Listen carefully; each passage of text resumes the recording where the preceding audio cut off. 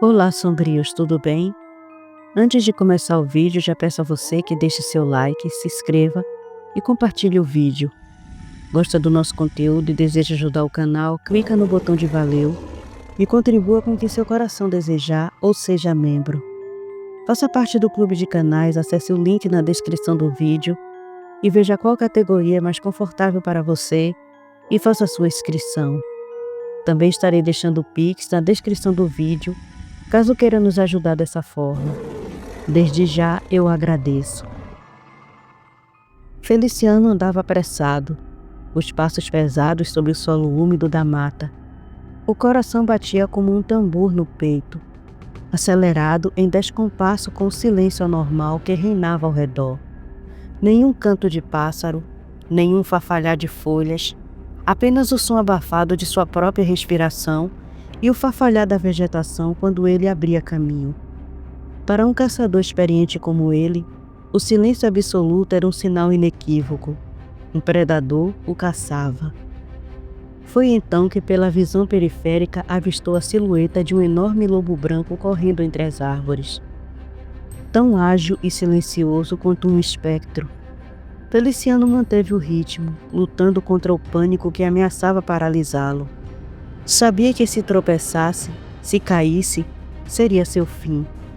Seus olhos focados à frente, buscando desesperadamente a saída da mata. Estava perto, sabia disso. Logo estaria diante da fazenda do Coronel Gautier. Mas Radu, o predador astuto, não estava disposto a deixar sua presa escapar. Aproveitando uma abertura, colocou-se à frente de Feliciano no movimento fulminante e saltou sobre ele. O caçador rolou pelo chão, sentindo o gosto da terra invadir sua boca. Quando tentou se levantar, o lobo já estava em cima, cravando uma de suas patas contra o peito dele, prendendo-o ao solo com uma força implacável. Radu rosnou, um som grave que reverberou no peito de Feliciano como um presságio de morte. No impulso de pura sobrevivência, Feliciano tentou se desvencilhar. Radu, impiedoso, abriu a enorme boca, abocanhando o pescoço do caçador. Mas no instante em que seus dentes tocaram a pele suada de Feliciano, o cheiro pungente da água benta, impregnada ao suor, ardeu-lhe a boca como fogo. Um ganido doloroso escapou de Radu e o lobo recuou instintivamente. Feliciano, com o reflexo de quem já dançou muitas vezes com a morte, aproveitou a brecha. Num movimento rápido, mirou a espingarda já engatilhada e disparou. O estrondo do tiro rompeu o silêncio como um trovão ecoando entre as árvores. A bala encontrou seu alvo, cravando-se nas costelas de Radu. Um uivo de dor cortou o ar, selvagem e desesperado. Atordoado e enfurecido, Radu cambaleou, sentindo a dor irradiar pelo corpo. Ele mal podia acreditar. Aquele homem, aquela criatura frágil e inferior, havia ousado feri-lo. Radu tentou avançar de novo, olhos faiscando de ódio, mas já era tarde. Feliciano estava de pé, firme, reengatilhando a arma e apontando o cano direto para ele. Respirando com dificuldade, Radu sentiu um novo medo se infiltrar entre sua raiva. A bala não era comum. Seus olhos captaram o detalhe que escapara antes. O terço de contas gastas amarrado à coronha da espingarda. Com um arrepio instintivo, compreendeu. Eram balas abençoadas. A mata antes silenciosa agora parecia prender o fôlego, como se a própria natureza aguardasse o desfecho daquele confronto brutal. Na fazenda, o estampido seco do tiro rasgou o silêncio da noite como um chicote, chamando a atenção de todos. Um instante depois, o uivo cortante e desesperado que ecoou da mata gelou o sangue dos que estavam na sala. Otto, ao ouvir aquele lamento, rosnou baixinho. Um som gutural e ameaçador que brotou do fundo de sua garganta. Seus olhos faiscaram com uma luz vermelha ameaçadora. Antes que Hansi, Marco e Sebastian pudessem sequer trocar olhares de espanto, Otto já atravessava a porta com a ferocidade de um vendaval. Caminhava com passos pesados e determinados, seus músculos ondulando sob a roupa que começava a se esticar perigosamente, o chão vibrando sob suas botas à medida que se aproximava da borda da mata, que se estendia densa e sombria logo à frente. Não se deu ao trabalho de retirar suas roupas. Enquanto avançava, seu corpo começava a se contorcer e expandir de forma grotesca e majestosa, e as roupas impotentes contra a transformação rasgaram-se em pedaços, espalhando-se pela trilha como trapos esquecidos. Atrás dele, Hansi, Marco e Sebastian saíram às pressas, a tempo de ver a colossal criatura que Otto se transformara. Um lobo vermelho de 3 metros de pura fúria e poder bruto. Um titã lupino que se embrenhou na mata com a força de um furacão. O cheiro úmido de terra revolvida misturava-se ao perfume adocicado das folhas esmagadas sob o peso titânico do lobo. Otto ergueu o focinho e expirou profundamente, captando com clareza 3 odores distintos.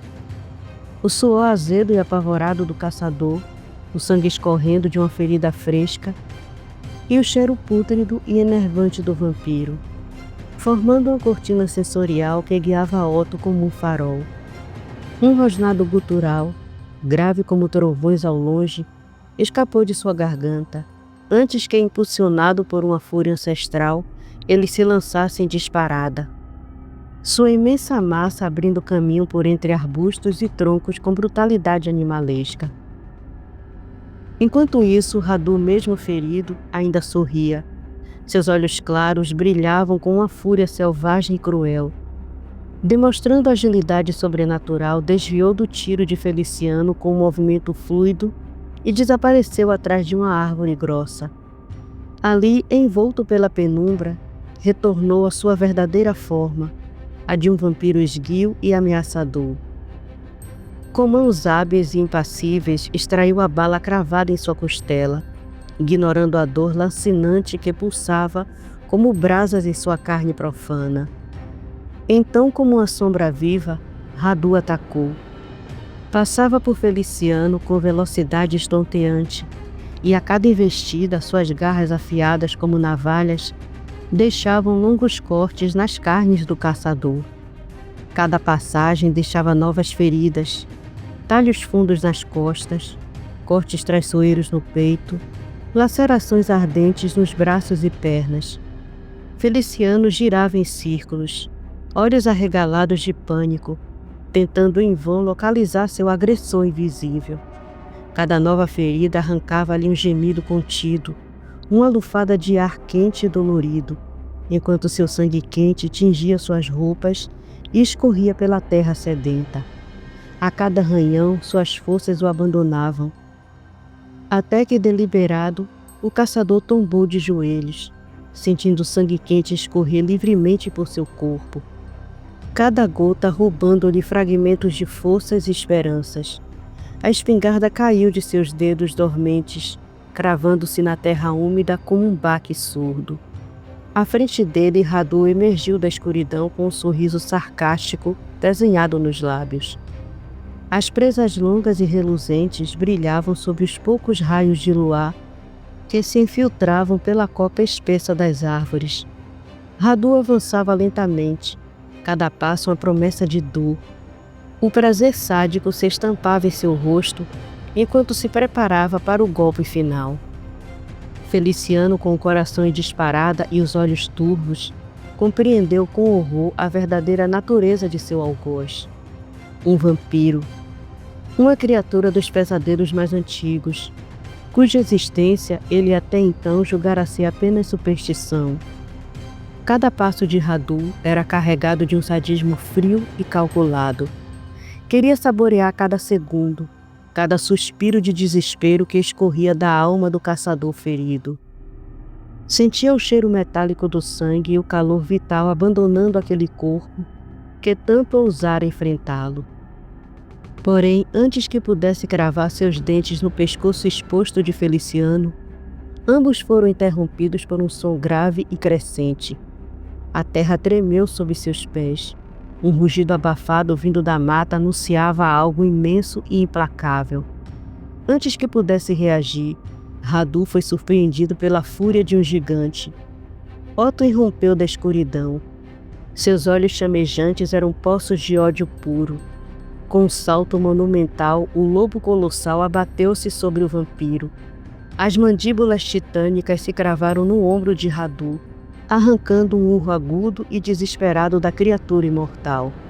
Sem dar-lhe chance de escapar, Otto a arrastou para dentro da mata, os dois desaparecendo em meio a gritos, rosnados e o som angustiante de árvores sendo quebradas. Feliciano, agora sozinho, exalou um suspiro trêmulo de alívio e tombou no chão frio, sentindo a vida se esvaindo em ondas de dor entorpecente. Seus olhos semiabertos vislumbraram uma figura que corria em sua direção. Um homem alto e imponente, com cabelos negros como a noite e olhos vermelhos ardentes como brasas recém-acendidas. Se agachou ao seu lado. Com a voz grave carregada de serena autoridade, ele falou: "Está salvo, amigo. O demônio vermelho vai dar conta dele." Feliciano tentou responder, talvez agradecer, mas a força lhe faltou. Tudo à sua volta escureceu como se a floresta o engolisse por inteiro, e ele mergulhou num abismo silencioso. Hansi carregou o caçador nos braços como quem segura algo precioso, seus olhos semicerrados demonstrando a gravidade da situação. O corpo ensanguentado e mole de Feliciano pesava, mas Hansi o sustentava com firmeza. Quando Marco e Sebastian se aproximaram, prontos para ajudar, ele sacudiu a cabeça com decisão e disse com a voz grave: "Não. Deixe que eu levo ele. Vocês dois vão atrás do coronel e vejam por si mesmos por que por essas bandas o chamamos de demônio vermelho." Marco, sem hesitar, entregou-lhe a sacola e a espingarda do caçador. Então ele e Sebastian trocaram um breve olhar de compreensão mútua, ambos guiados pelos sons distantes e abafados da batalha que se desenrolava adiante. Seguiram apressadamente o rastro deixado por Otto. O ambiente era sombrio e opressor.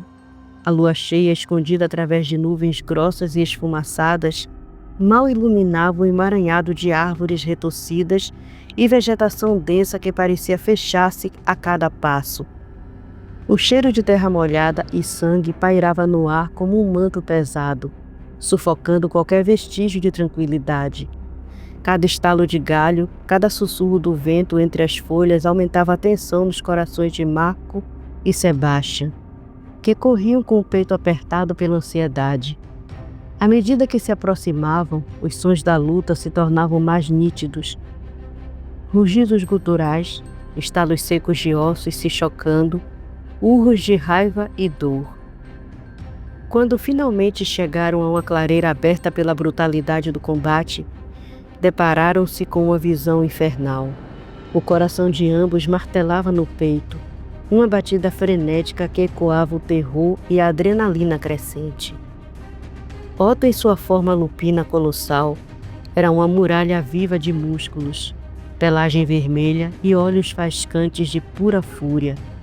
Sua presença parecia entortar o próprio ar ao redor, como se a natureza se curvasse diante de sua ira ancestral.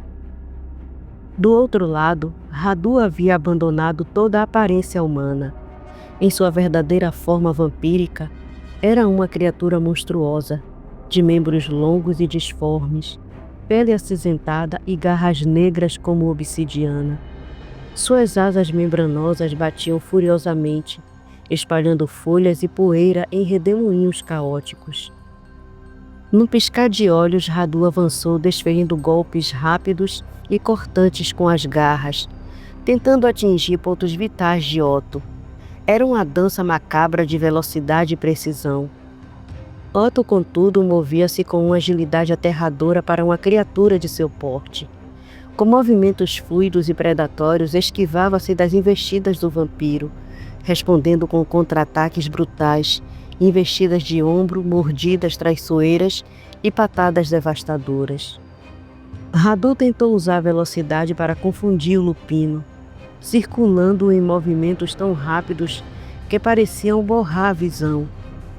No entanto, Otto, com seus instintos refinados por eras de batalhas sangrentas, permaneceu impassível, esperando o momento certo. Quando Radu saltou para cravar as garras no pescoço do lobo, Otto girou sobre si mesmo, apanhando o vampiro no ar com uma mordida titânica. O impacto fez a clareira inteira estremecer. Com um rugido que fez os ossos de Marco e Sebastian vibrarem dentro dos corpos, Otto cravou ainda mais fundo as presas no ombro deformado de Radu, sacudindo como um mero brinquedo. O vampiro, mesmo em agonia, tentou resistir, arranhando e chutando furiosamente, mas era inútil diante da força primal que o subjugava. Numa demonstração final de brutalidade ancestral, Otto cravou as patas dianteiras sobre o peito do vampiro, imobilizando-o no chão enlameado. Então, com uma força aterradora, mordeu o pescoço de Radu. No movimento brutal e implacável, arrancou-lhe a cabeça com um estalo horrendo que ecoou pela mata. Marco e Sebastian, paralisados à margem da clareira, sentiram o estômago se revirarem diante da cena brutal. A adrenalina que até então impulsionava os seus corpos começou a dissipar-se, substituída por uma onda avassaladora de choque, medo e reverência. Seus corações batiam descompassados, os olhos arregalados e a boca seca, como se tivessem acabado de testemunhar a fúria dos próprios deuses da guerra.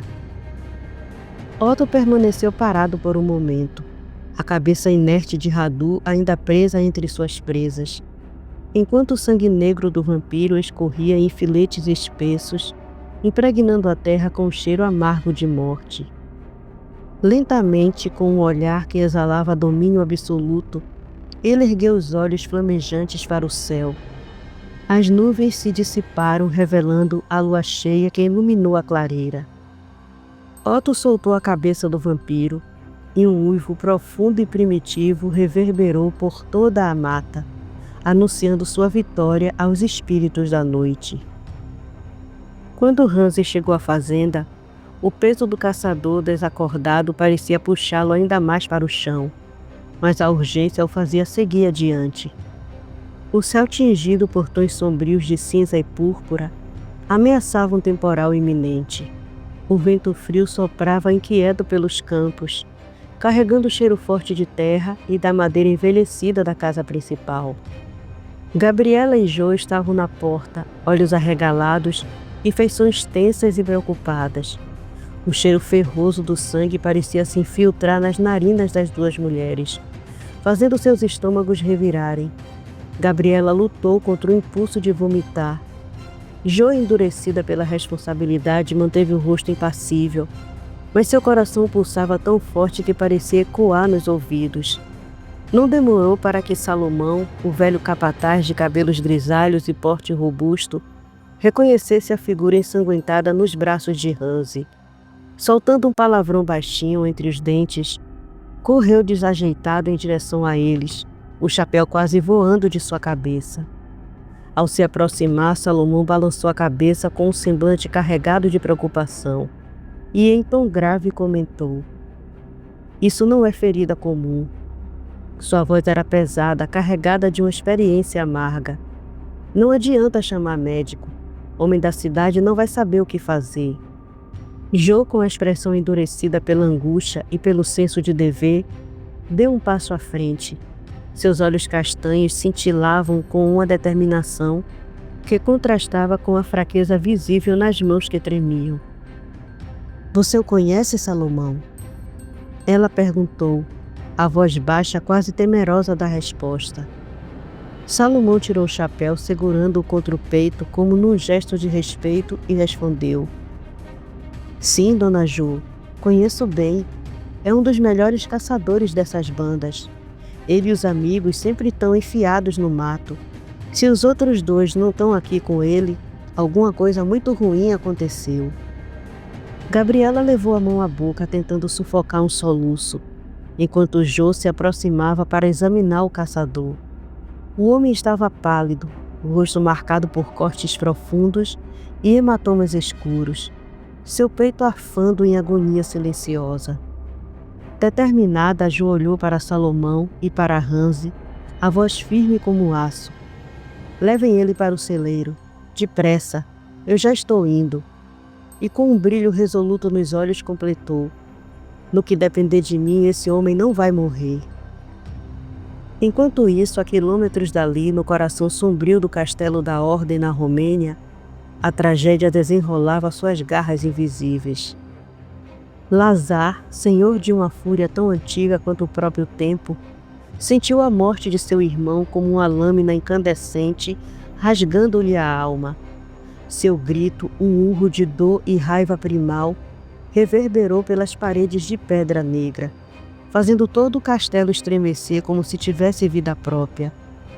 O urro bestial de Lazar rompeu as entranhas do castelo como um trovão ensandecido, estremecendo pilares, estilhaçando janelas e fazendo os quadros antigos caírem das paredes. Os próprios corvos nas ameias grasnaram em desespero. Os verdugos, sentinelas sombrias da ordem, se agitaram inquietos, compreendendo que algo devastador acabara de acontecer. Lupinos e canis, antes leais, agora se entreolhavam com olhos cheios de dúvida e medo. A morte de mais um vampiro do poderoso clã Sangueros, nas garras de um cani ou lupino, rompia o mito da invencibilidade da ordem. No alojamento úmido e escuro, onde o cheiro de mofo e suor pairava como uma maldição invisível, surgiram murmúrios de traição. As vozes antes sussurradas com medo, agora ganhavam corpo, alimentadas pela desesperança. O general Mihai havia eliminado Loan. Os rebeldes continuavam livres e ousados, e agora Radu estava morto. Cada derrota era uma rachadura no trono de medo da ordem. Nas sombras, protegidos dos olhos dos verdugos, eles juraram. No momento certo, abandonariam a ordem e seguiriam aquele que ousasse enfrentar a fúria de Lazar. Esse novo líder já começava a nascer no coração dos insatisfeitos. Longe dali, sob o manto silencioso da floresta, Otto ainda mantinha sua forma lupina.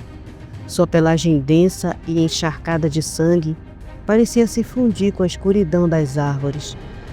Com as garras poderosas, cavou um buraco profundo no solo duro e frio, enterrando o corpo de Radu sem cerimônia. Depois moveu-se com precisão para outro ponto da mata, onde cavou outra cova, separada da primeira, e ali enterrou a cabeça decepada do vampiro. No espaço entre as duas sepulturas, Otto parou, seus olhos vermelhos como brasas faiscando sob a luz débil da lua que rompia o céu nublado. Com um gesto cerimonial, traçou no solo uma runa ancestral com uma de suas garras. O símbolo brilhava com energia antiga e sombria, carregada de um poder que parecia ecoar no próprio coração da terra. À medida que a garra de Otto riscava o chão endurecido, uma fumaça cinzenta e acre começou a se erguer da terra nos locais das sepulturas. Um sussurro, inaudível para os humanos, mas carregado de presenças antigas, se espalhou entre as árvores. Marco, observando a cena, franziu o senho, confuso e desconfortável. "O que ele está fazendo?" murmurou. Sebastian, ao contrário, sorriu com um brilho de reverência nos olhos, como quem testemunhava um ritual perdido no tempo. "Acho que sei de onde vem o demônio vermelho", disse cruzando os braços com satisfação. Aquilo que Otto desenhou é uma runa viking, usada para condenar almas aos abismos do Helheim, o mundo dos mortos. Marco estreitou os olhos tentando compreender. Mas Radu já está morto. Qual é a lógica de mandar ele para o reino dos mortos? Ele nem tem uma alma para ser condenada. Sebastian soltou um suspiro cansado, como um mestre que precisava explicar algo óbvio a um aprendiz distraído. Aquela é a runa da condenação eterna, explicou com a voz grave. O corpo de Radu será levado para as profundezas do Helheim e nunca mais poderá voltar, nem como um Draugr, nem como um espírito errante. Ficará preso para sempre, atormentado por visões e alucinações infernais. É uma sentença pior que a morte. É a verdadeira extinção. O vento soprou mais forte, fazendo as árvores se inclinarem como reverenciando a solenidade daquele momento. A floresta parecia prender a respiração, ciente de que naquela noite, algo ancestral e imutável havia sido selado para sempre.